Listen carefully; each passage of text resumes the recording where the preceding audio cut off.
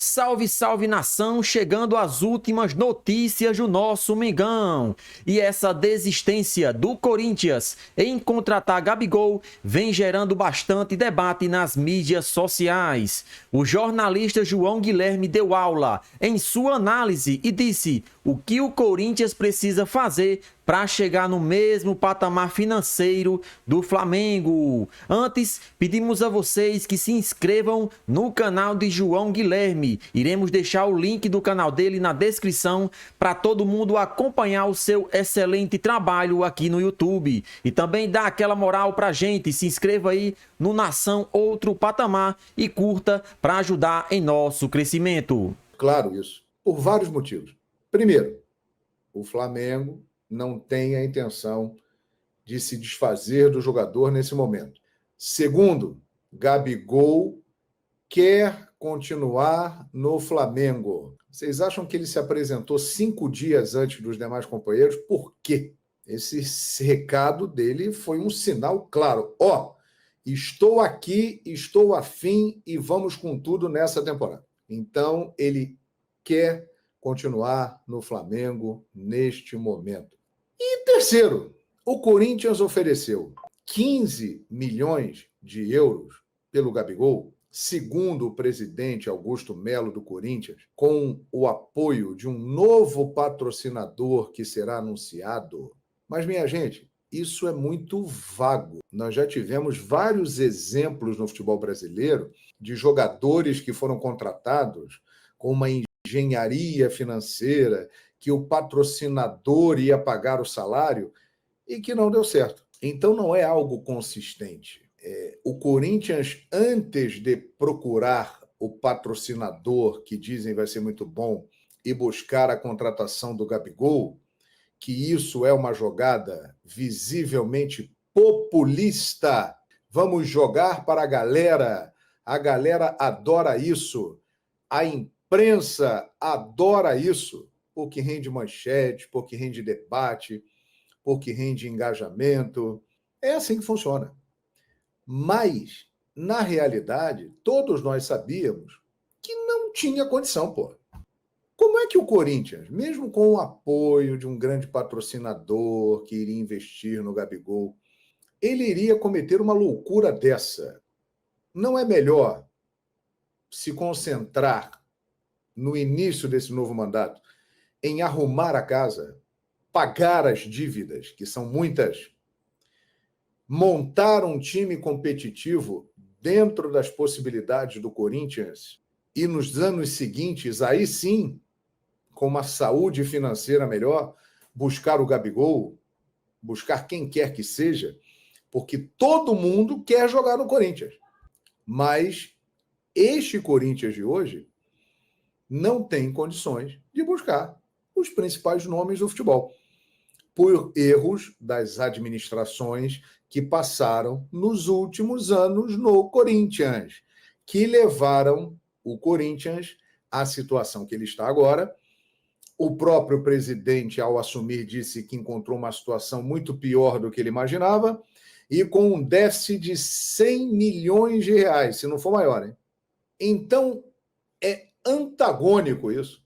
Deve 1,5 bilhão de reais, tenta chegar a um acordo para pagar o estádio, não pagou ao Argentino Júnior a quantia devida pelo Fausto Vera, o Matias Rojas não recebeu o que devia, né? E acionou os seus advogados para tomar providências.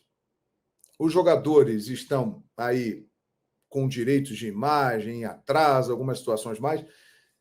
E vai trazer o Gabigol, pô. Vai oferecer ao Flamengo 15 milhões de euros, como ofereceu 15 milhões de euros. Aí vem o plano B, Roberto Firmino, que é um cara que já admitiu ser corintiano, que tem a vida ganha, graças a Deus, graças ao seu talento e à sua competência. Hoje joga no Al Ahly, da Arábia Saudita. Ele já é rico e agora está ficando muito mais rico. Então ele vai sair de lá, daquele salário, para jogar no Corinthians, nesse momento? Então, gente, nós precisamos ter responsabilidade. responsabilidade. Ninguém na vida, em qualquer atividade, nem pessoa física, nem pessoa jurídica, pode dar um passo maior do que a perna. E o Corinthians, ele se colocou nessa situação hoje. O Corinthians hoje não pode trazer Ronaldo Fenômeno, como já trouxe um dia, numa grande jogada de marketing. O Corinthians não pode contratar Paulo Guerreiro, que era um dos principais jogadores da América do Sul, estava na Alemanha, o Corinthians foi lá e buscou. Naquela época podia. Hoje não pode mais. Por quê? Porque foi mal administrado e se meteu num buraco que é fundo e que ele tem força para sair desde que seja bem administrado. E faça o que o Flamengo fez. O Flamengo é o grande exemplo de administração financeira para todos os times brasileiros. Quem não é Flamengo e não gosta do Flamengo, vai ficar de bico. Ah, não é nada, ganha dinheiro da Globo, ganha dinheiro de não sei o quê, patrocínio e tal.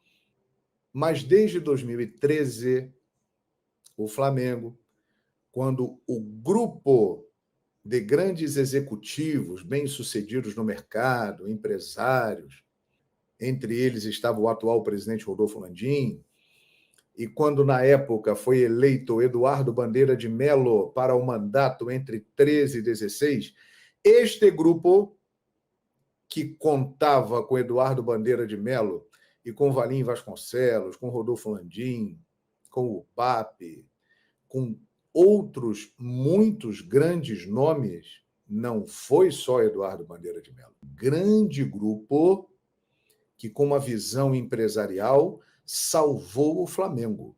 E o que fez o Flamengo? Algo que nenhum outro clube fez no futebol brasileiro, com raríssimas exceções. O Flamengo falou o seguinte: olha, não temos dinheiro, vamos priorizar pagar as nossas dívidas. E assim começou no ano de 2013. O Flamengo tinha uma dívida de 750 milhões de reais, quase falindo, e um faturamento de 180 milhões de reais. Isso há 10 anos. O Flamengo, hoje em dia, tem um faturamento de 1 bilhão e 200 milhões de reais e uma dívida na casa de 270 milhões de reais. Mas isso não aconteceu da noite para o dia, minha gente. 2013, 2014, 2015, 2016, 2017, 2018. Aí chegou 2019 e as coisas começaram a fluir. Mas, se você lembrar de todo o processo, 2013 quase caiu no Brasileiro, ganhou a Copa do Brasil. Foi um título importante, mas que veio de maneira inesperada. 2014, 2015, veio o primeiro grande nome, Paulo Guerreiro. Mas veio na seguinte situação: o contrato dele estava se encerrando com o Corinthians e ele não renovou. Então, ele foi para o Flamengo sem o Flamengo ter que pagar pelos direitos dele. Acertou com ele o salário e o contrato, os vencimentos dele. 2016, Diego Ribas foi o segundo grande nome que o Flamengo trouxe. Na mesma situação de Guerreiro. Ele estava em final de contrato, estava vindo para o futebol brasileiro e o Flamengo, sem precisar pagar pelos direitos dele, acertou um contrato com o Diego.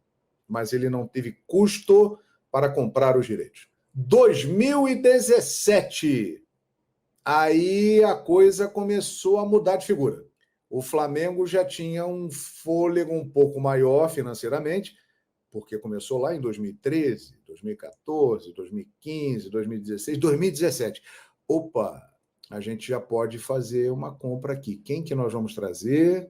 Everton Ribeiro, que agora saiu do Flamengo. Mas Everton Ribeiro foi a primeira compra do Flamengo passando o cartão depois da reestruturação financeira. 4 anos depois. Diego Alves veio também numa situação de final de compromisso lá na Europa. 2018, Vinícius Júnior vendido, 45 milhões de euros. Paquetá aparecendo, foi negociado. 2019. Todo mundo sabe o que aconteceu. Então, é isso que, com responsabilidade, o Corinthians tem que fazer e os demais grandes clubes brasileiros têm que fazer. Então é isso aí, nação. O jornalista João Guilherme, né, falando e dando a sua opinião a respeito dessa quase saída de Gabigol, mas que, na verdade, sequer proposta chegou do Corinthians para tirar o craque camisa 10. Né? E ele falou, deu a sua opinião e explicou o que o Corinthians precisa fazer para chegar pelo menos parecido a esse patamar financeiro que o Flamengo se encontra hoje. Todos nós sabemos que Flamengo e Corinthians são as duas maiores torcidas do país.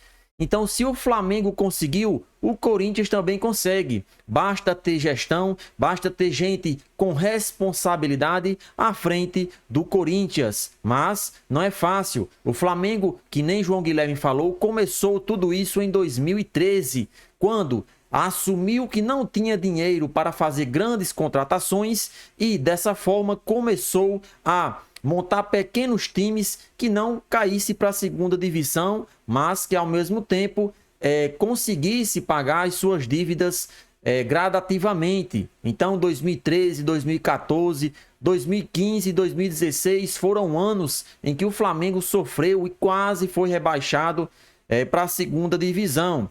Só que, graças a Deus, o nosso Mengão conseguiu aos poucos ir pagando suas dívidas e também contratar novos atletas para conquistar os títulos que vieram logo na sequência. A partir de 2017, o Flamengo começou a contratar jogadores considerados caros, como Paulo Guerreiro, como Everton Ribeiro, daí veio Diego Alves, Diego Ribas, enfim. De lá para cá, chegando em 2019, que foi praticamente o ápice de tudo isso, onde o Flamengo conseguiu montar um elenco forte e conseguiu praticamente depois da metade do ano contratar 8 jogadores que deram certo naquele ano mágico de 2019, né? Além dos jogadores, claro, teve um papel fundamental do treinador Jorge Jesus. O português conseguiu fazer com que esses atletas jogassem o máximo possível dentro do seu time. Gerson foi contratado, dentre outros atletas que vieram naquele momento e deu certo. Arrascaeta, Gabigol, enfim, foram muitos jogadores que o Flamengo contratou naquela ocasião e por valores altos. Isso mesmo, o Flamengo contratando atletas aí mais de 80 milhões de reais, coisa que em 2013 isso era impossível de se pensar. Mas com a gestão de Bandeira de Melo, que conseguiu aos poucos ir pagando essas dívidas, o Flamengo chegou em 2019 e conquistou praticamente tudo. Faltou apenas o Mundial de Clubes, né? Que fez aquela partida incrível contra o Liverpool e poderia ter vencido também.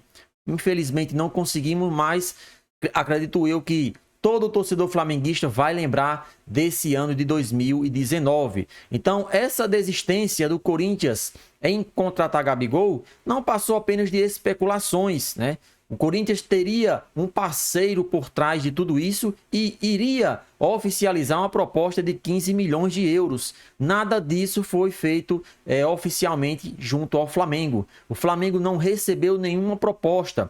Tudo isso não passou de especulações, né? Os bastidores aí da posse do novo presidente, Augusto Melo, sem falar do seu também vice-presidente, tudo isso impactou nessa possível saída de Gabigol do Flamengo para o Corinthians. O presidente, em diversas entrevistas, falando do desejo de contar com um atleta neste ano de 2024 em seu clube. Só que ele não estava lembrando que hoje Gabigol tem uma das maiores multas rescisórias para o futebol brasileiro, considerada até impagável. Nenhum clube do Brasil hoje até mesmo do futebol europeu, irá pagar uma multa dessas, 700 milhões de reais. É a multa rescisória de Gabigol para o futebol brasileiro. Então, Gabigol chega nesse ano de 2024 precisando mostrar serviço, precisando fazer com que o Flamengo entenda que ele merece